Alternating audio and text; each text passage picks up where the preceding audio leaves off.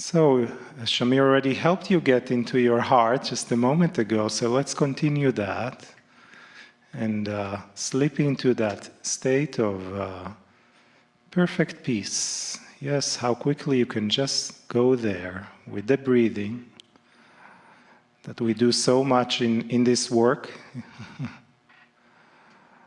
Take your time, take your breath. Go into that space of peacefulness and of joy and of balance and of your beauty and magnificence and any noble attribute that comes into your heart right now. Expand that energy, that concept, that light, that frequency, that vibration and radiance into your entire being. And also reminding yourself for today, the theme was Gaia, and how connected we are with Gaia as soon as we give our attention to her, our Mother Earth,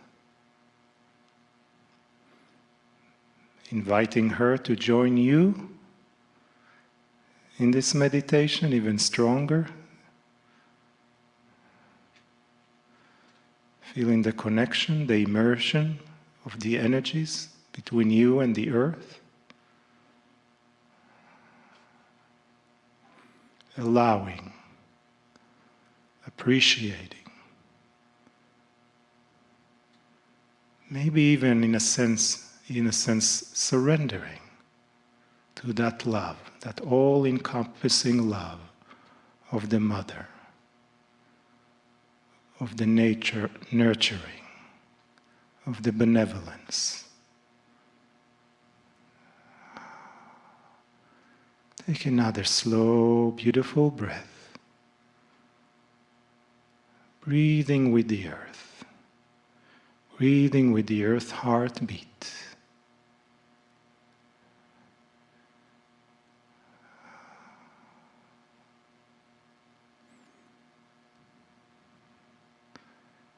Expand your connection even more to those that you want maybe to bring into your field right now, into that experience, that need maybe a little bit of that nurturing. Just there, put them in your energy field. Those in a quantum space, they will feel it. They are there with you, helping ease some of their tensions of the day, of the times we are going through.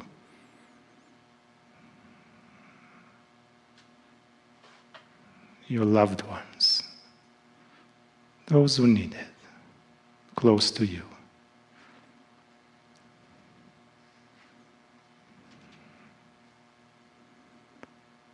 Again, take another slow breath, feeling the light, feeling the coherence increasing between all of us in this beautiful energy we created all day together, supporting one another.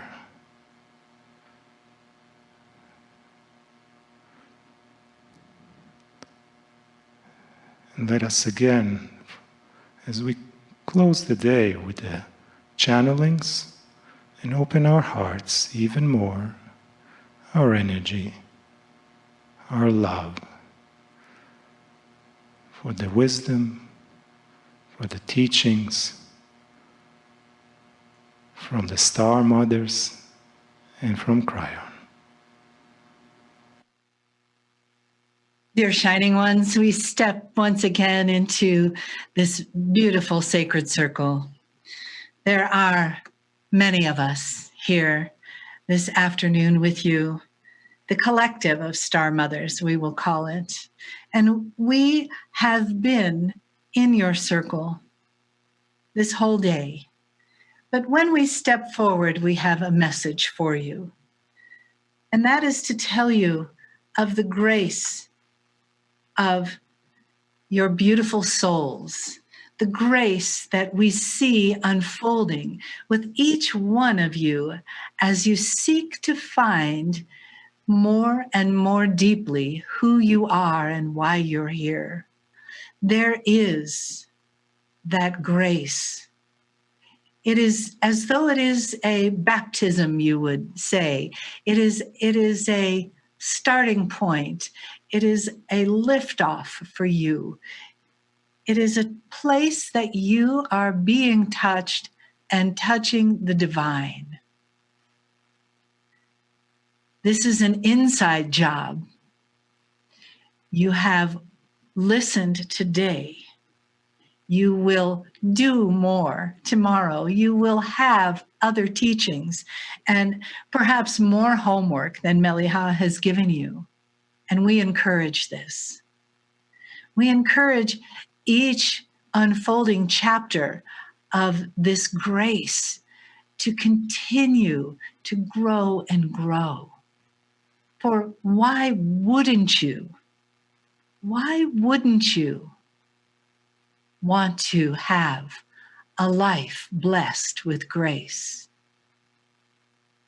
Even though we know, we see that there is struggle. There is struggle all around every human right now, more than there has been. And will there be grace that comes from that? Yes, of course there will. But in the meantime, what? In the meantime, the people who are physically ill, in the meantime, the people who do not have enough food or clothing or a safe place, what do you do about them? What do you feel about your own worries? We ask you this. When you find the grace to trust the process, the deep process of reaching so far into the past that you create a future, then this energy that is gripping your planet right now will settle. And there are enough of you to do that. There are enough of you, but are there enough of you paying attention? It is not enough to read a book, to come to a workshop, to hear the words. It is a practice.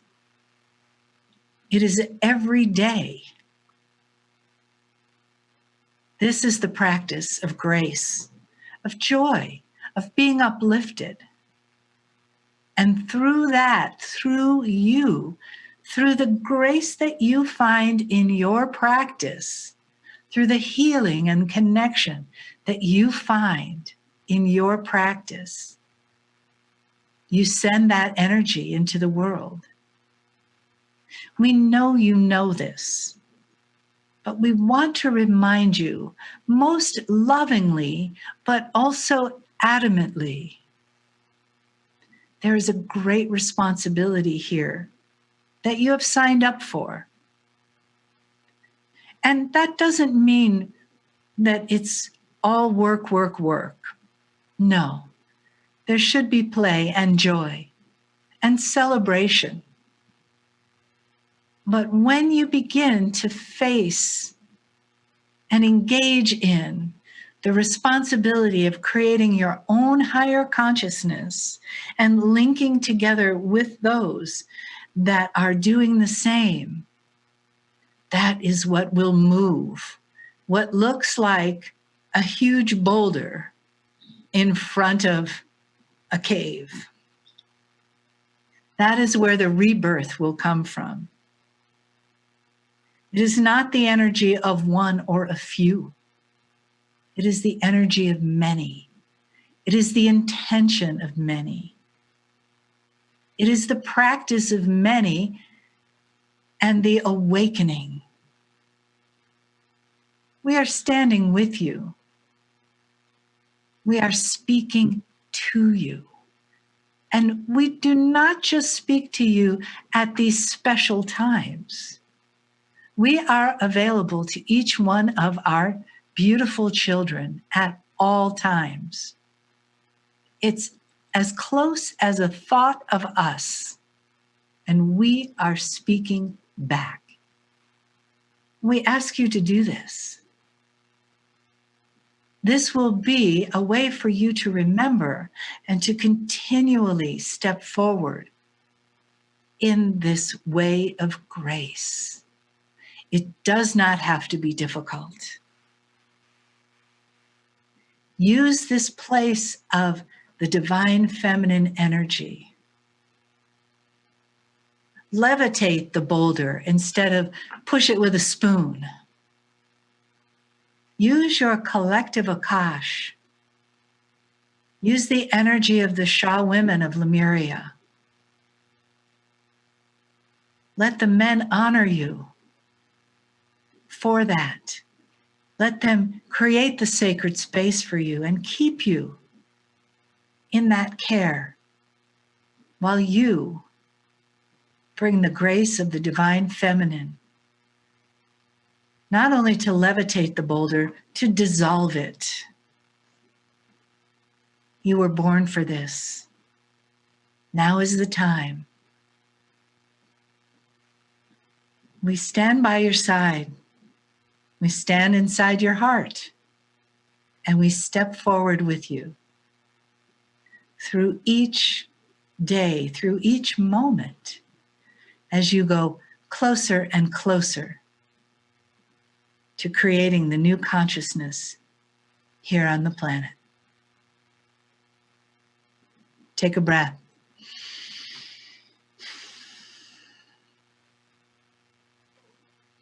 And we step back now as the beloved Kryon steps forward. Greetings, dear ones. I'm Kryon of Magnetic Service.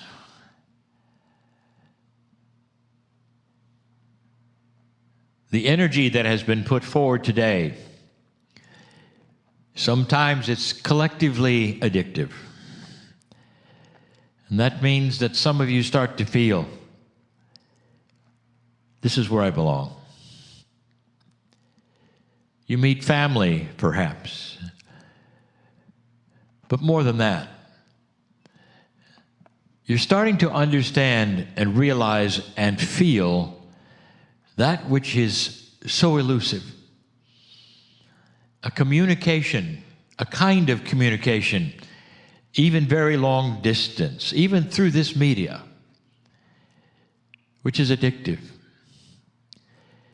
And it's not necessarily an evangelistic message at all that attracts you. In fact, it's not even the message. Not really. Some of you are feeling, well, there's a lot of things I'm hearing about I wasn't really aware of, and others are saying, I've heard this all before, but there's something different here. Even as you sit there, there's something different here. And there is. In my channel last night, I mentioned something. That old souls in particular, and all humanity in general, is starting to push the envelope of their dimension. Now, this is difficult and eye-rolling for many. And we're going to say it again and again.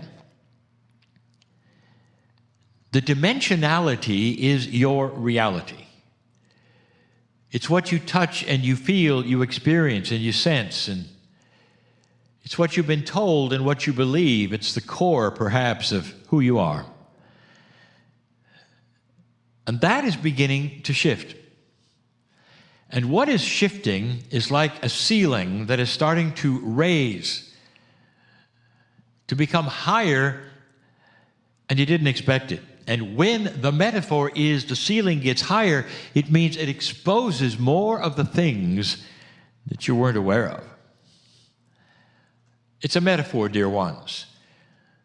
It's a metaphor for being able to slightly see through the veil, even, The veil that has separated you, not just from another dimension, but a veil that has separated you perhaps even from a greater truth.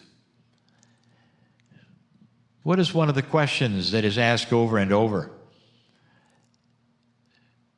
by not only theologians, but those who are esoteric in every field, and intellectuals will say, what is the meaning of life? And of course, there are libraries filled with this, because no one seems to understand or know, and there are many who believe they do, and on, and you know I'm right. What if the veil just starts to lift a little, and it's like pulling back the curtain, where some of you can see it for the first time and sense it for the first time. And you say to yourselves, oh my, I never ever saw that. And it's something that is good, that you didn't realize, or it wasn't told to you, or perhaps it was vastly different than anything you suspected. You are pushing dimensionality. And again, I'll say this. There are many, many dimensions. Dimensionality is a measurement of physics. It is something that your scientists have determined. What is a dimension? How many might there be? Most of them are exposed in the study of atomic structure. When the scientists start to say, well, up to now we realize that all that we realize and work with every day is in 4 dimensions. We said this before, height, width, depth, and time. And that becomes the world of the human being, no matter what. But the scientists say, well, there's more. There's 5 and 6 and 7. A few years ago, they said, we have discovered, based upon atomic structure study, that there are now 11. And then slightly later, they said, well, now there's 26. In other words, the more they looked at it, the more was revealed, the more I realized that there may be many, many more. Now, what does this mean to you as you sit in the chair? Yet again, I'll ask the question for where I'm going next. Is it possible that you are only living a reality that is a fraction of truth? Do you think of that? There are so many humans that say, I only believe what I see. I only can relate to what I can touch. And Kryon, you're giving us all of these eye-rolling principles and ideas. They make no sense at all. I choose to not believe them because I cannot see them, I cannot touch them. So that is the human being saying, I am comfortable knowing what I know. Don't bother me with the rest of the story. Or the human that is saying there is no rest of the story, that's all there is, even though science tells them differently. No. Did you know that light can be in 2 places at the same time? Have you heard about entanglement? I said that before. I even said that in this conference. I'll say it again. Can you imagine a reality where you can talk to someone or something, or even work with an object that's in 2 places at the same time? One is here on the planet, another is someplace else in the galaxy, and you're talking to them in real time. You think that is fallacy? Ask about entanglement. This is another dimensional reality. There are those who say, well, I'm not interested in that reality, I like mine.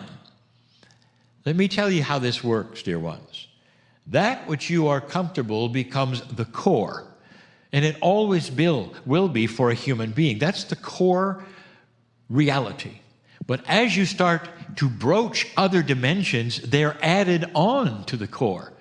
You don't suddenly becoming a wisp of light that does something. This is not what we're talking about. We are talking about a dimensionality that becomes more comfortable because you know more.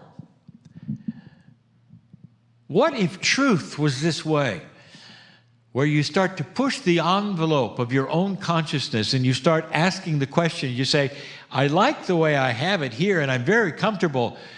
Is there something else that would add to it and make me even more comfortable? This or something better? There are so many humans who hear these words and say, no, I'm really not interested in the change. I choose to stay in my box. Because they fear the idea that if they did change, that box of familiarity would disappear. Well, it doesn't. It's simply enhanced. You have a core knowledge, perhaps, of mathematics. Maybe you've studied arithmetic and algebra, and here comes all the rest of it, and the calculus and all. Let me ask you, do you have to then throw away the arithmetic and throw away and study a whole other language? Is the answer no. One is the basis of the other. It adds to it. It helps you to understand all that is. You go into a graduate study of the core knowledge that you have. I say that so you will not fear broaching another dimension. You're starting to do that. I told you before that what this truly means to you right now, in this moment, is that those with the most earthly experience will start an ability to sense more than they've ever sensed before. And that means that you will see that which is comforting, perhaps, and loving. You'll have some more spirituality added that is logical to you and for you, makes more sense, and helps you through things. Some of you have already expressed this to others. I know who's listening here, both now and later, when you will take them aside and say, I have every reason right now to go into anxiety and fear, and although there is a little bit occasionally, I feel an overwhelming sense of well-being. For I know that this will indeed solve itself. There will be solutions that I don't know now, and I'm comfortable with it. Welcome to another dimension, dear ones, that a dimension that starts to move into the soul. Your soul belongs to you. It is a multidimensional part of you, and up to now, there has been a wall between you and the rest of you. On the other side of that wall, there is so much that will enhance your life. You start understanding your cellular structure a lot better. How many of you, right now, as you experience your cellular structure, your bodies, perhaps are looking at yourself in a way that is so linear, where there is only your head. That is where you sense everything. That is where you think. That's where you feel pain and pleasure. And you look down upon your body and you say, I just hope the rest of you last. And that's that linear approach that we have talked about before. What if suddenly you start to feel the rest of your body as a friend? What if you start to feel the rest of your body not only as a friend, but as something that you have control over, because consciousness in you is the boss of your cells? How many of you understand now that you can start having a dimensionality that allows you to touch perhaps and feel perhaps the multidimensional pieces and parts of your own cellular structure? Find, what did you just say? Let me put it this way. Imagine yourself standing in the middle of a stadium and there's 1 trillion entities in the stands all looking at you, and the spotlight comes in and you realize you're standing in your body's DNA field, and your DNA is looking at you saying, what do you want? You're the boss. You are the consciousness of the body. And then you have the chance to say, I want health.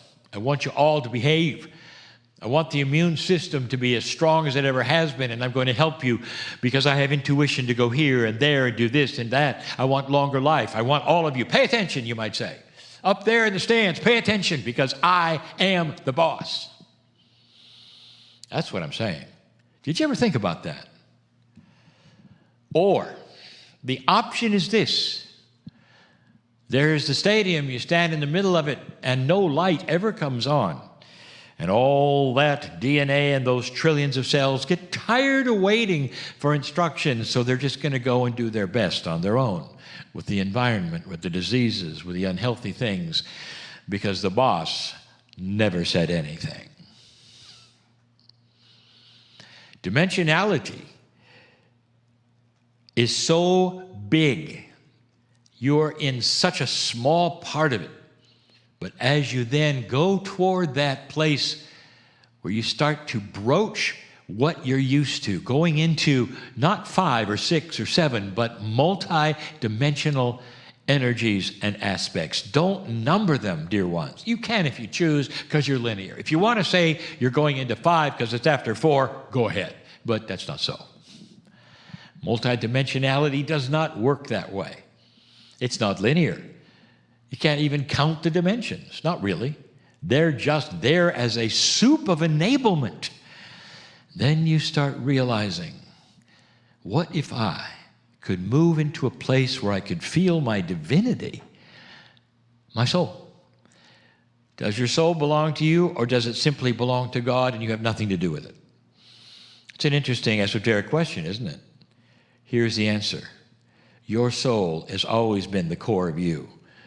You're only simply aware of height, width, depth, and time. You're only aware of a piece, a tiny piece, of who you really are. That has been the low consciousness that you put yourself in until the shift, and now it starts to move. As you start to broach this and start to feel things, you realize it's easier to feel peaceful. Now, what have you done? Have you identified a piece and a part of your soul? You have not. All you know is that you are feeling something that you never felt before that goes beyond logic. It's something that it seems like you're getting helped from beyond. It's really you getting closer to the divinity of you. Your soul is from the creative source, that which is God. Your soul is part of you and the creative source. You are a part of creation, dear ones. That's what the soul is. And so here you are starting to broach the issue of getting out of that reality that is so small and into one that enhances the core that you're used to. Oh, but there's so much more. This is why I have created the circle of 12 and pushed my partner into the breach and told him to do it. Something he's never done before, but something he will get used to because he's already feeling it. Every time he goes there, he's looking around and he's saying, where was this before? Where was this for 31 years of my teaching? I know what he's thinking. In some ways, he's amazed. In other ways, he's angry. Why didn't I get this before? Why now? Why now? Why now? And the answer is because humanity is ready now. And that is the shift, and that is the reason we have called it the new normal. Oh, but there's more. I want to introduce you to a friend. A multidimensional friend called Gaia. There have been those on the planet who have actually channeled the energy of Gaia. I'm not going to do that. But what I'm going to do is give the message from Gaia to you. It's a beautiful message, dear ones, and it may shock you and surprise you with the depth of it.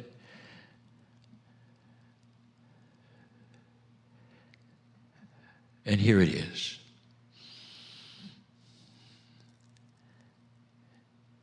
I know you. You don't know me. Not really. Well, I know you. I know all of yous. I know every single incarnation as you put your first steps onto me. When you came out of the womb, what you did was to inhale for the first time that which was me. All the oxygen that poured into your lungs was me. And I knew you at that point. I knew the sentience of you and your soul, that you were back. I knew of your former names. You really hadn't met me yet. I knew you all the way through that childhood, the first steps in the sand and the dirt, and how it felt, and how you squealed with joy with something new. For those of you who got to the water's edge, whether it was oceans or lakes, and felt me as the water that washed over you and cleansed you and made you feel clean and cool, I was there. I was there every time you did it, dear ones. I know all of yous. I know every single time you did this, over and over. I welcomed you to this planet every single time you opened your eyes for the first time, looked around, filled your lungs in those first cries, almost like saying, welcome back. I know you. I was there. I've been there when your tears hit the dirt, and I felt your sorrow, and I put my arms around you. And some of you didn't even feel it, didn't even know it. And some of you did.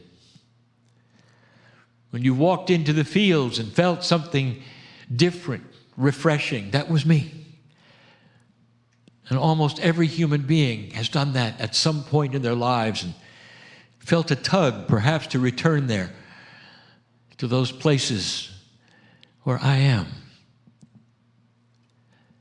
I know all of yous. But you see, you really don't know me.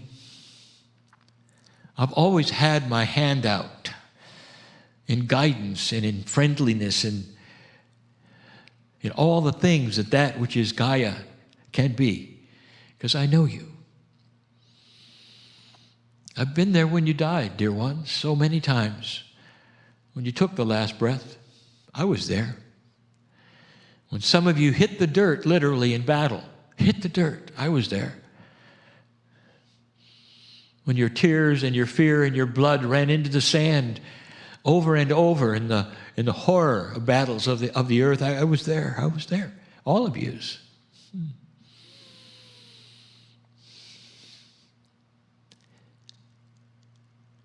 When some of you came off the ships in battle and sunk into the ocean, and the water filled your lungs, and you struggled for air, and your eyes got wide. This is for my partner who is afraid of drowning, because I just described him.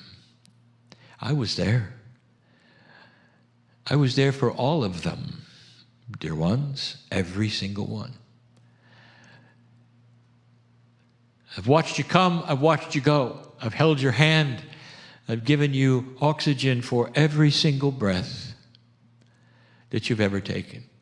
I've washed you and your soul over and over with the waters, the rains, the lakes, the oceans. I've heard your giggles and your laughter, and I've shared your pain. I am Gaia, partner of yours on planet Earth. Would you like to get to know me?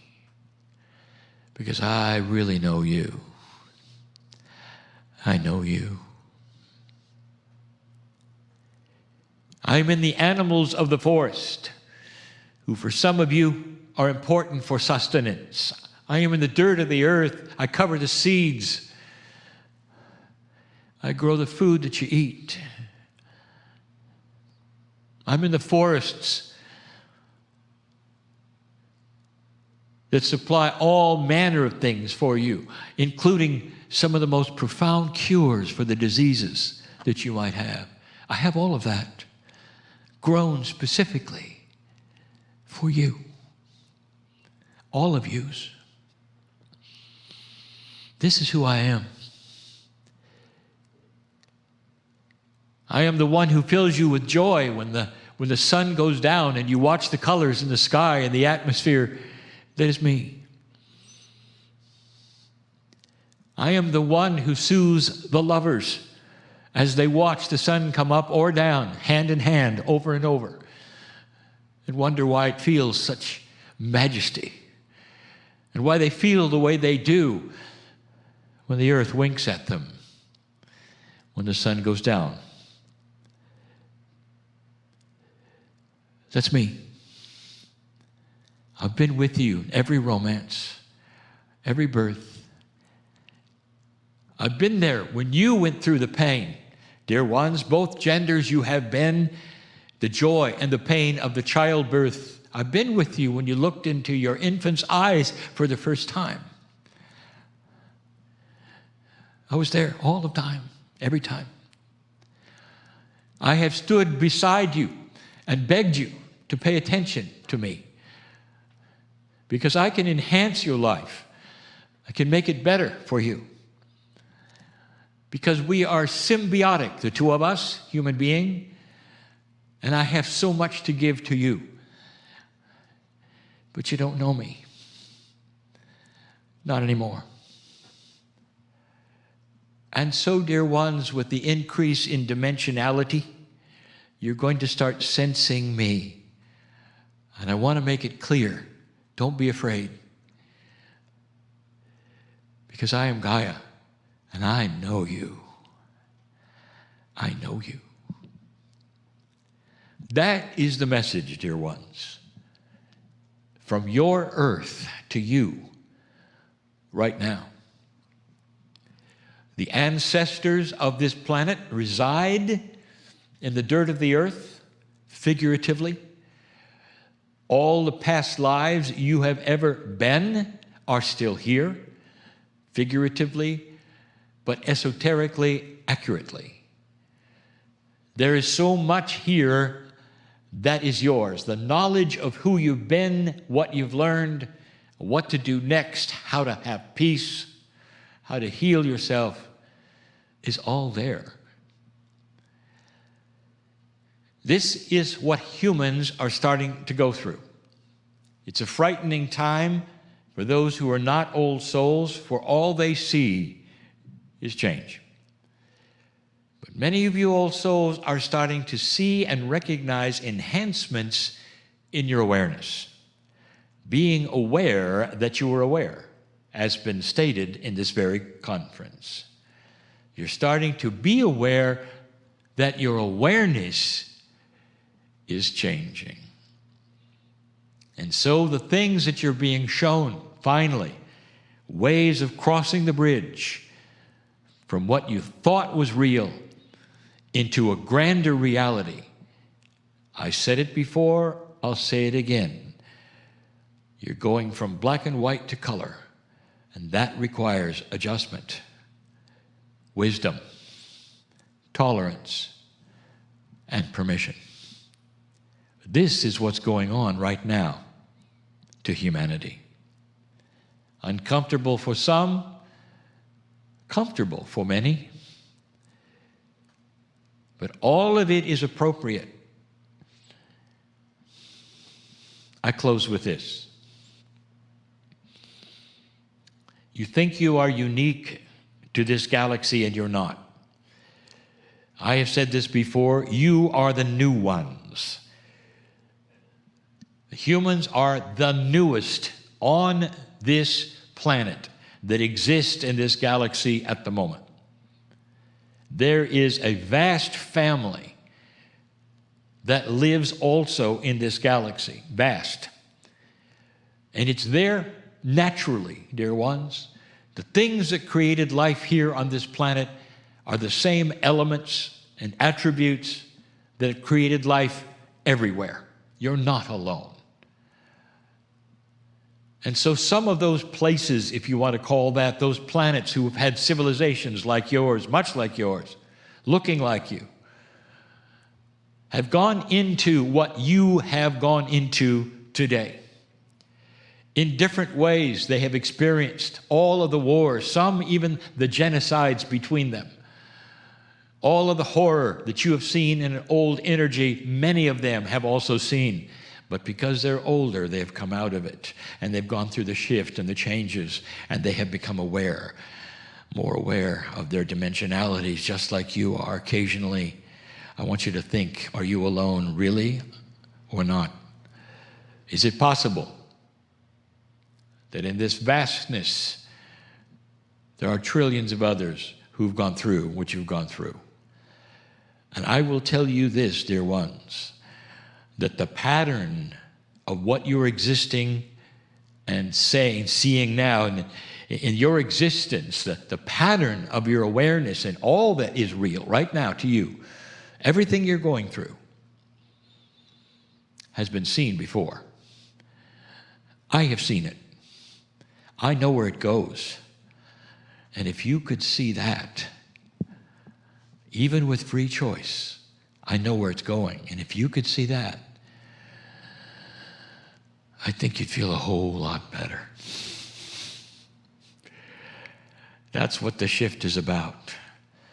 The light is coming on, dear ones. Don't be afraid of it.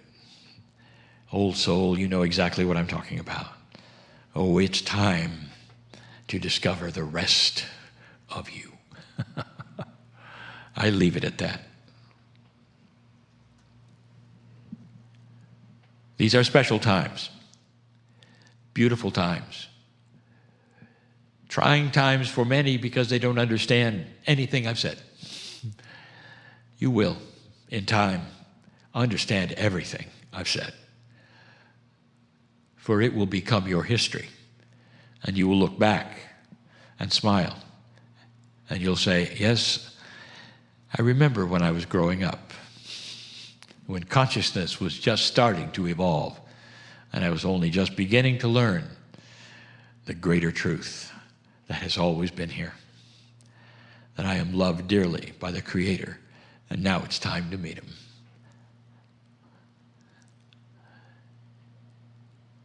And so it is.